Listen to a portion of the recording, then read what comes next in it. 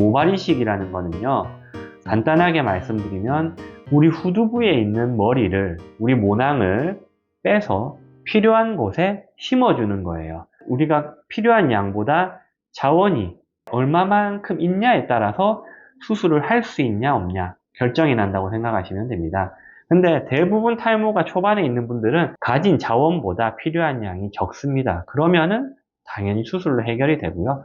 탈모 진행이 좀 많이 되셔서 필요한 양이 자원보다 늘어날 경우에는 그때는 이제 의사 선생님들과 상의를 통해서 디자인을 해서 어떤 방식으로 수술할지 보통 결정하게 되는데요. 좀 전에 말씀드렸듯이 뒤에 있는 모발을 가져와서 앞쪽에 심어주는 거, 필요한 데 심어주는 게 모발 이식인데, 자, 그러면 뒤에서 가져오는 방법이 두 가지가 있어요. 간단하게 절개, 비절개 딱 두 가지가 있거든요. 환자분들이 어느 게 더 좋냐라고 여쭤보는 경우가 있어요. 사실 지금은 좋고 나쁘고는 없습니다. 옛날에 절개가 먼저 시작이 됐고 비절개라는 수술법이 더 나중에 나와서 발전이 더 뒤늦게 시작된 건 맞지만 지금은 절개, 비절개 수술 방법이 둘 다 나온 지가 너무 오래됐고 발전될 만큼 다 됐기 때문에 결과론적으로 따지면 큰 차이는 없는데요. 장단점이 달라요. 그렇기 때문에 환자분들이 그냥 본인 상황에 맞춰서 선택을 하시면 되는 거예요. 둘 중에 뭐가 좋다라고 얘기를 드릴 수는 없어요. 그럼 절개, 비절개, 장단점에 대해서 설명을 드려보겠습니다. 절개는 첫 번째, 우선 말에서 표현이 됩니다. 절개죠. 피부를 절개를 하는 거예요. 뒤통수에 있는 피부를 저희가 이렇게 절개를 해서 떼어냅니다. 뒤에 있는 피부를 이만큼 떼어내기 때문에 뒤통수에는 당연히 이만큼 피부가 떨어져 나가는 거죠. 그럼 어떻게 되겠어요? 뒤통수가 이렇게 벌어져 있어요. 그럼 이걸 어떻게 하냐? 당겨서 찝어요. 피부를 뗐기 때문에 그 피부만큼 생긴 공간을 찝는 거예요. 이렇게. 그러면 찝어서 꼬매면 일자로 흉터가 쭉쭉쭉 남는 거예요. 그게 절개법이에요. 그럼 비절개법은 뭐냐? 도구를 가지고, 기계를 가지고 그 모낭을 하나씩 뽑는 거예요. 하나씩, 하나씩, 하나씩.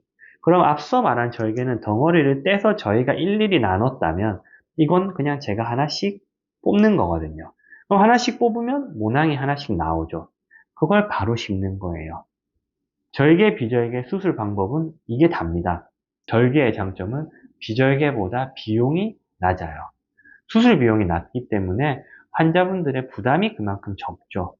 그러면 단점이 뭐냐? 이제 칼을 댄다는 것이 단점이기도 한데요. 더 큰 단점 중에 또 하나는요. 탈모 진행이 심하게 된 분들, 그런 분들은 절개를 할 수가 없어요. 왜냐하면 아까 제가 절개는 피부를 뗀다고 했죠. 이만큼. 피부를 떼서 꼬매야 되거든요. 이렇게 봉합을 해야 되는데 만약에 이 사람이 탈모 진행이 너무 심해요. 그래서 뭐 5천모, 6천모 해야겠네. 그럼 5천모, 6천모 절개를 한다면 피부 절개 양이 엄청 늘어날 거예요. 우리 머리 옆에 길이는 한정되어 있기 때문에 결국엔 뭘로 결정된다? 폭으로 결정이 됩니다. 그럼 폭이 넓게 떼면 뗄수록 우리 피부는 늘어나는 정도가 정해져 있잖아요. 그럼 나 많이 떼야지 해서 이만큼 떼는 게 아니라 이만큼을 떼어버리면요. 나중에 꼬맬 때, 봉합을 할 때 땡겼는데 이게 안 땡겨질 수 있어요. 그럼 이건 어떻게 될까요? 그럼 큰일 나는 겁니다. 말 그대로 진짜 정말 큰일 나요. 이렇게 되면 봉합이 안 되니까 벌어진 채로 사셔야 돼요. 방법이 없어요, 이거는. 이게 제일 큰 문제예요. 그럼 절개는 어떻게 해야 된다? 사람마다 이 두피의 부드러움이 달라요. 이게 다 다르거든요. 만져보고 측정해봐서 저희가 이 사람이 봉합이 될 만큼만 절개를 해야 돼요. 자, 그럼 이제 비절개로 넘어가서 얘기를 한다면요. 비절개는 우선 첫 번째 장점은 칼을 안 댄다죠. 절개와 다르게. 하지만 그럼 반대로 말하면 단점은 비용이 비쌉니다. 그리고 나서 또 단점을 말씀드리자면 뒤통수에서 제가 모낭을 뽑잖아요. 그러면 우리 피부 안에 모낭이 이렇게 박혀 있단 말이에요. 그럼 걔를 그대로 제가 잘 캐치해서 정확하게 뽑아야 돼요. 그냥 막 찌른다고 그 모낭이 온전하게 뽑히는 게 아니에요. 그러면 우리 이 수많은 머리카락들, 지금 뿌리가 안 보여요. 머리가 길면.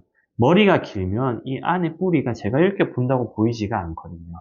그럼 그 뿌리를 봐야 제가 위치가 여기 있네. 그럼 이 사람한테 이 머리카락은 어떤 각도로 났네? 그럼 이 각도에 맞춰서 모낭을 예상해서 뽑는 거란 말이에요. 그럼 뿌리를 봐야 돼요.